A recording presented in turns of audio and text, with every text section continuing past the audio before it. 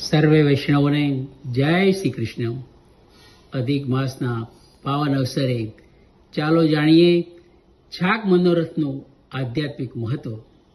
છાક એટલે પ્રેમ, ભાવ અને સમર્પણથી સજાયેલી પ્રસાદની દિવ્ય થાળ. જ્યારે ઠાકોરજીને દિવ્ય વિવિધ ભોગ, અલૌકિક શૃંગાર અને અખોટ ભાવથી સેવા અર્પણ કરવામાં આવે ત્યારે સર્જાય છે છાક મનોરથની દિવ્ય લીલા.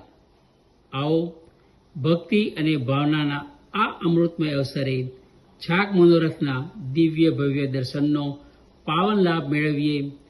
સૌને જય શ્રી કૃષ્ણ. મને પ્યારું લાગે શ્રીજી તારું નામ.